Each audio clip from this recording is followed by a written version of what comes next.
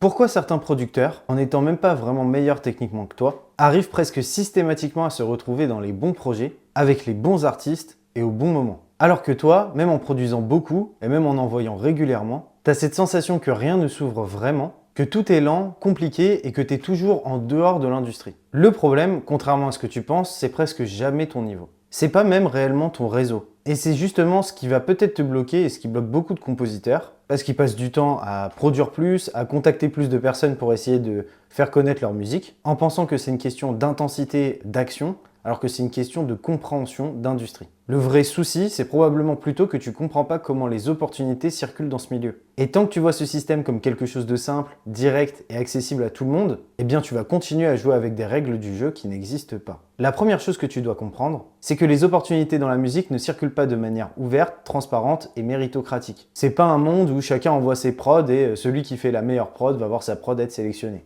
Et ce modèle-là, mentalement, il est rassurant, parce qu'il fait penser à tout le monde qu'on joue avec les mêmes règles et dans le même jeu. Autrement dit, il nous fait croire qu'on joue à armes égales avec les autres et que la seule véritable différence, ça va être notre capacité à convaincre, c'est-à-dire notre talent intrinsèque à travers nos productions. Et on se dit, si je travaille suffisamment dur, ça finira par payer. Dans la réalité, l'industrie de la musique fonctionne beaucoup en système de cercle fermé. Et dedans, tu vas avoir des échanges qui se font principalement entre personnes qui se connaissent déjà, qui ont déjà travaillé ensemble ou qui ont déjà établi une forme de confiance, même minimale, ce qui fait que la majorité des prods qui tournent autour des artistes ne viennent pas vraiment de l'extérieur, mais de l'intérieur de ces cercles où des personnes ont réussi à s'y intégrer progressivement. Concrètement, ça veut dire qu'un ingé son qui travaille avec un artiste va régulièrement recevoir des prods de compositeurs avec lesquels il a déjà travaillé par exemple. Ou alors de personnes recommandées par son entourage. Et donc ces prods-là auront automatiquement plus de chances d'être écoutées de manière sérieuse. Et ça c'est simplement parce qu'elles arrivent dans un cadre de confiance et non pas comme des prods isolés. A l'inverse, une prod envoyée par quelqu'un qui ne fait pas partie de ces cercles est perçue comme un élément extérieur. Ça arrive sans contexte, sans relation, sans historique,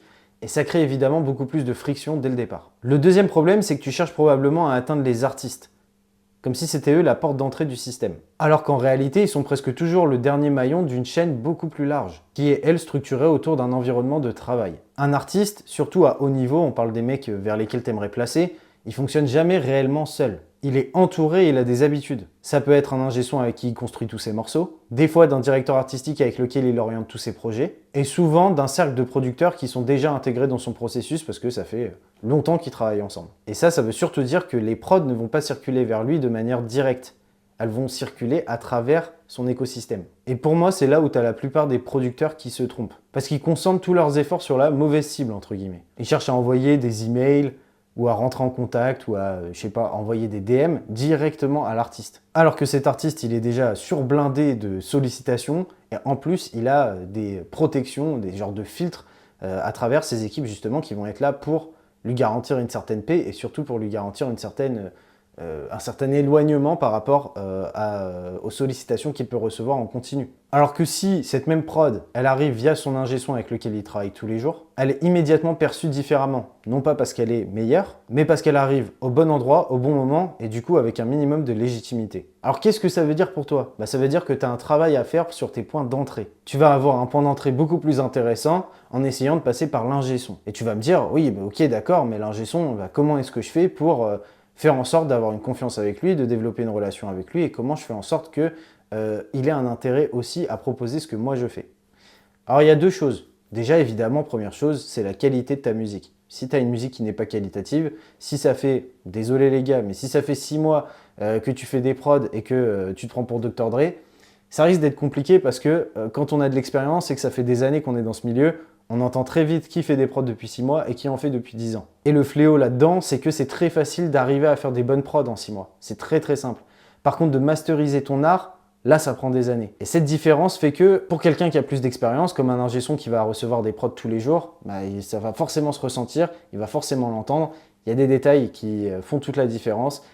Il y a des formes d'authenticité dans ton art qui vont faire qu'on va savoir si t'en es au début ou si t'en es vraiment à construire ce qui, toi, te correspond et ce qui fait que toi, tu as une identité et une âme en tant qu'artiste. Et tout ça, évidemment, ça fait la différence. Donc le premier point, évidemment, la qualité de ta musique. Mais le deuxième point, c'est aussi d'être intelligent avec l'ingé son. On parle beaucoup de la problématique de reconnaissance des compositeurs sur les projets artistiques.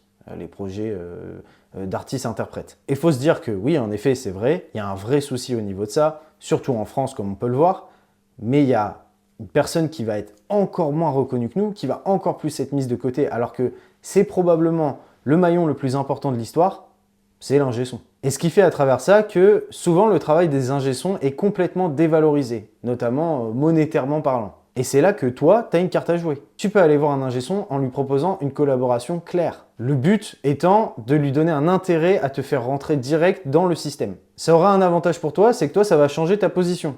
Ça aura un deuxième avantage, c'est que comme tu vas donner un intérêt à travers cette proposition à l'ingé, ben lui aussi, il va gagner quelque chose à te faire rentrer dans ce système. Donc, il va pousser beaucoup plus fort. Et tu vas passer d'une position très fébrile où c'est ton son et ton son uniquement qui peut faire la diff, à une position où tu as déjà un rapport de confiance, où on te met en avant et où là, ton son peut s'exprimer réellement parce qu'il est dans le bon climat pour pouvoir être exploité. Autrement dit, comment est-ce qu'on fait ça? Eh ben, on passe un deal avec un ingé et on lui passe son publishing ou une partie du publishing en échange du fait qu'il place une prod. Concrètement, tu vas voir un ingé, je sais pas, l'ingé de Young Thug, et tu vas voir l'ingé de Young Thug et tu lui dis, bah voilà, moi je t'envoie des prods, si on arrive à un placement avec Young Thug, et bah en échange, toi tu prends une partie de mon publishing. Et là l'ingé, si tu as la qualité musicale, bah, il a tout intérêt à jouer dans ton camp. Et ça t'ouvre une porte que tu peux pas ouvrir autrement. Donc tu viens de passer d'une position fébrile où t'es pas dans le système, à une position où tu es carrément poussé dans le système.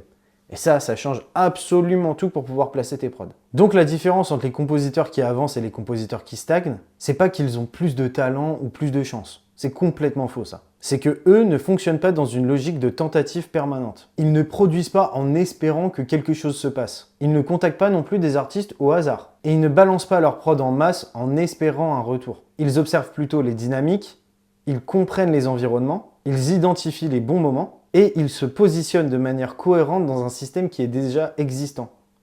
Ils s'adaptent à ce système pour en tirer profit et pour pouvoir avoir accès réellement aux opportunités qu'ils recherchent. Autrement dit, ils cherchent à s'insérer dans une dynamique qui est déjà en place. Ça réduit leur friction et ça augmente mécaniquement leurs chances. Donc ils paraissent plus chanceux. Mais en vrai, ils ne le sont pas. Ils ont juste réfléchi à comment bien se positionner et comment bien se situer dans le système et dans l'écosystème d'un artiste pour avoir accès à lui de la manière optimale pour arriver à leur résultat, c'est-à-dire faire un son avec cet artiste. Et donc c'est là normalement que ta croyance principale tombe. Parce que ce que tu appelles aujourd'hui du réseau, ce n'est pas de connaître plus de gens au hasard. Et ce n'est pas non plus une question de chance de qui tend l'oreille pour toi, même si je serais un abuseur si je dis pas que ça compte un peu. Mais surtout, il faut comprendre que c'est pas un truc qui est réservé à une élite et que tout le monde est archi fermé et que personne n'ouvre ses portes à qui que ce soit. Les portes, elles sont ouvertes à partir du moment où il y a une compréhension du système. Pour ça, il faut donc une lecture des dynamiques, un positionnement stratégique dans le bon environnement, on en a parlé avec l'idée de l'ingé son, et une capacité à réduire la friction entre toi et les opportunités que tu recherches. Et pour ça, tu as plein de méthodes. Et si tu appliques rien que les méthodes que je t'ai partagées dans cette vidéo, tu vas avoir des différences. Ceci dit, si aujourd'hui, tu as quand même l'impression de ne pas avoir accès aux bons artistes, et que tu as quand même l'impression que tu fais ces genres d'efforts, mais que tu n'as pas accès aux bonnes opportunités, et qu'à la fin, tu as l'impression de tourner en rond malgré tout ce que tu fais pour que ça marche, ça vient du fait qu'il faut que tu fasses évoluer ton système. Et c'est pas quelque chose de si simple à faire comme ça, tout seul, sans recul. C'est pour ça qu'en dessous de cette vidéo, je t'ai mis en description un lien et ça va t'amener sur une page dans laquelle je vais t'aider à comprendre comment créer un système et une trajectoire qui va t'aider à te donner accès aux bons projets, aux artistes que tu recherches et qui tout simplement va te permettre d'apprendre à te structurer. Donc si ça fait un petit bout de temps que tu es dans cette galère-là, n'hésite pas à passer y faire un tour, ça peut vraiment t'aider. Sinon, on n'oublie pas le petit abonnement avec la cloche, un petit like, un commentaire pour soutenir. Moi, ça me permet de voir que cette vidéo, par exemple, elle t'a bien aidé et qu'elle t'a permis d'avoir plus d'informations et ça me pousse à en refaire d'autres dans ce genre de thématique. Et voilà, quoi, tout simplement, ça me soutient. Et comme je l'ai déjà dit plusieurs fois sur cette chaîne, mais plus on est sur cette chaîne, plus moi, ça me permet d'avoir un impact, entre guillemets. Et donc, plus j'ai un impact, plus je peux ramener des gens pour pouvoir partager aussi des infos qui vont être utiles à toutes les personnes qui sont dans cette communauté. Et donc, plus on va prendre en puissance à travers ça, et plus ça va, en fait, plus vous m'envoyez de la force, plus moi je vais pouvoir vous en envoyer en retour.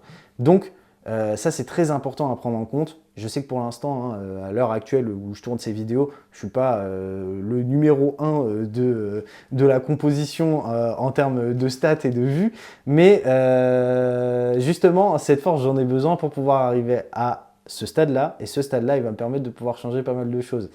J'ai déjà toutes mes petites idées en tête, on va dire. Et donc pour moi, c'est très important de recevoir la force de compositeurs qui ont envie que ça bouge aussi, qui voient des incohérences dans ce système, qui ont envie que ça évolue. Et en fait, moi, à travers tout ce travail-là, à la fin, si tout se passe bien et si on arrive à prendre la position qu'on veut prendre, techniquement, ma stratégie, comment moi stratégiquement je vais me placer, et ben je pense que ce sera bénéfique pour tout le monde. Mais bref, fini de parler, on se dit à la prochaine vidéo.